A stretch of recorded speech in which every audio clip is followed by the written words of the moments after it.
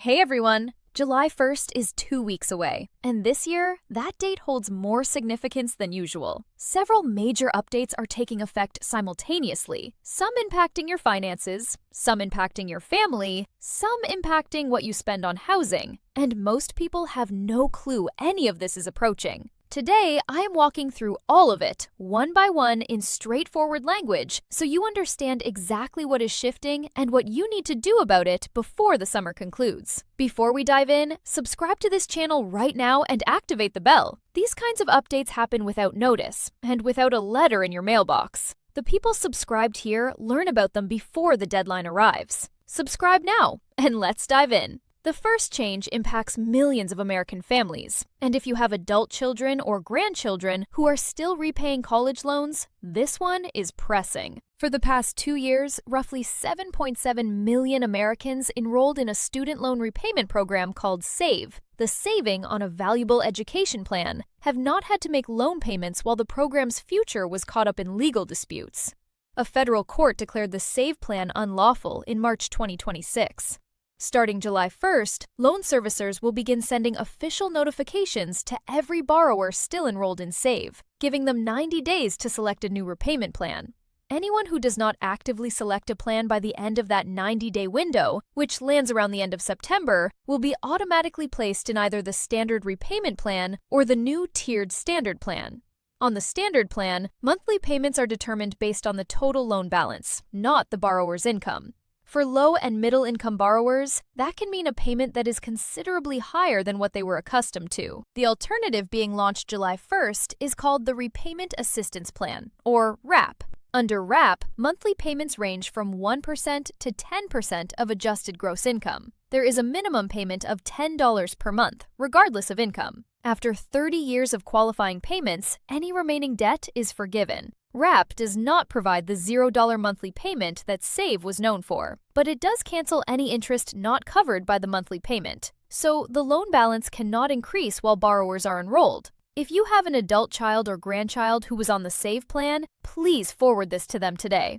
The 90-day clock begins when they receive the notification from their servicer, but they can reach out to their servicer and switch plans now before the letter even arrives. The worst outcome is doing nothing and being automatically placed on a plan with payments they cannot handle. There is also a new $65,000 cap on Parent Plus loans for parents who borrow federal loans to fund their children's education going forward. Another reason for families planning college expenses to reconsider their financial approach before fall enrollment. The second change is one that seniors have been anticipating for years, and the critical dates are occurring right now this summer. Medicare has been negotiating reduced prices for prescription drugs under a 2022 law. The first round covered 10 drugs, including Eliquis for blood clots, Jardiance and Januvia for diabetes, and Entresto for heart failure. And those negotiated prices went into effect in January 2026. Eliquis dropped from $521 to $231 for a 30-day supply. Januvia dropped from $527 to $113. Out-of-pocket costs for these 10 drugs fell by about 50% on average for Medicare Part D enrollees. But here's what is occurring right now this summer that most people do not understand. A second round of Medicare drug price negotiations is underway, and the deadlines fall in July and August. The negotiation period for the next set of drugs, which includes the popular weight loss medications Ozempic, Rybelsus, and Wegovy, concludes on August 1st, 2026. The new negotiated prices for this second group are expected to be announced on September 1st, with those reduced prices taking effect in 2027. If you are currently paying out of pocket for any of these medications, or if you have been avoiding them because of expense, this matters. The final prices will be determined this summer through negotiations occurring right now. And if you have a Medicare Part D plan and you take any of the 10 drugs from the first round, review your plan now. Many seniors are still paying more than they should because they have not confirmed that their specific plan has adjusted its pricing to reflect the negotiated rates. Call the number on the back of your Medicare card and ask specifically, what is my current cost sharing for Eliquis or Jardiance or whichever drug you take?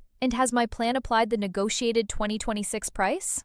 The third change matters if you have children or grandchildren in school, or if you live near a school and want to understand what is shifting this fall. By July 1st, 2026, all public K-12 schools in California and several other states following similar legislation are required to have official policies in place, either limiting or completely prohibiting student smartphone use during the school day. California's law, AB 3216, requires every school district to implement and enforce these policies before the new school year starts. For grandparents or parents, this means you will not be able to contact your child or grandchild by calling or texting their personal phone during school hours. Schools are establishing emergency contact protocols through the main office. Make sure you have the school's direct phone number saved. Understand the school's specific policy for your child's school and verify with the school how they manage emergency notifications to families when phones are not accessible. This is not a national federal law. It applies to states that have enacted their own legislation, but the trend is expanding, and California's July 1st deadline is the largest implementation so far.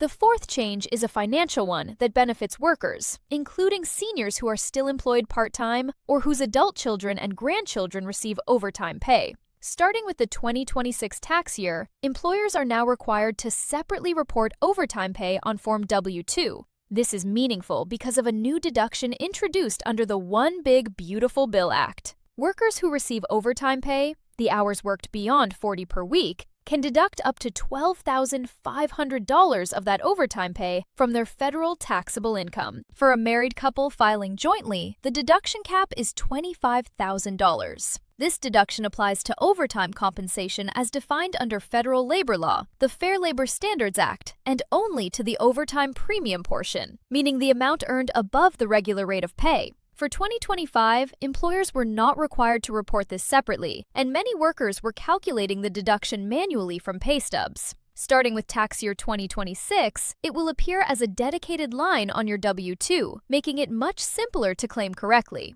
If you are still employed and you receive overtime, or if your adult children work jobs with regular overtime hours, this deduction is worth knowing about before year-end tax planning. The deduction is currently scheduled to expire after 2028. Also taking effect July 1st in several states are minimum wage increases. Oregon rises to $15.55 per hour. Washington, D.C. jumps to $17.50 per hour. And additional local increases are taking effect in Chicago and parts of Nevada and California. If a family member works in any of these locations, their paycheck should reflect these new rates starting July 1st. The fifth change affects anyone who rents an apartment, including the many seniors who rent and adult children or grandchildren who are apartment hunting this summer. If you have ever viewed an apartment listing that advertised one price online and then learned the actual total monthly cost was significantly higher once mandatory fees were added, charges for trash collection, mail processing, package delivery, administrative fees, amenity fees, you have encountered what federal regulators now call junk fees. In March 2026, the Federal Trade Commission formally initiated a rulemaking process specifically targeting this practice in the rental housing market. While the final rule is still being completed, the FTC has already been taking enforcement actions against major property management companies. Greystar Real Estate Partners reached a significant settlement with the FTC over exactly this kind of pricing deception. The agency distributed nearly $50 million in checks to affected renters. What does this mean practically right now? If you are renting or assisting a family member rent an apartment this summer, you have rights under existing FTC authority that prohibit deceptive pricing. When you view an apartment listing, demand the full breakdown of all mandatory fees before committing to anything. Ask the landlord or property manager specifically, what is the total monthly amount I will owe, including every mandatory fee beyond base rent? If they are advertising a price that does not include mandatory charges, and those charges are concealed until after you have applied or signed, that is the practice the FTC is actively targeting. Document the advertised price alongside the actual total you are quoted, and understand that the FTC enforcement actions are creating real consequences for landlords who engage in these practices. A more formal rule requiring full price transparency in all rental advertising is expected to be completed later this year.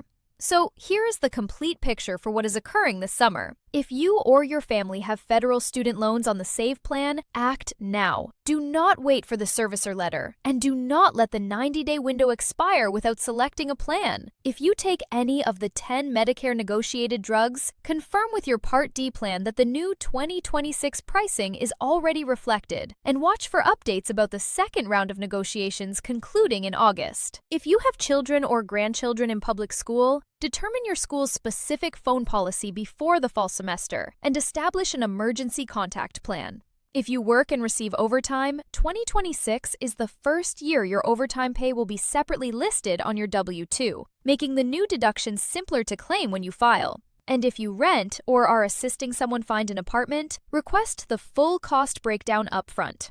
And understand that the FTC is actively enforcing against hidden rental fees with real settlements behind it. Subscribe! Share this with your family before July 1st.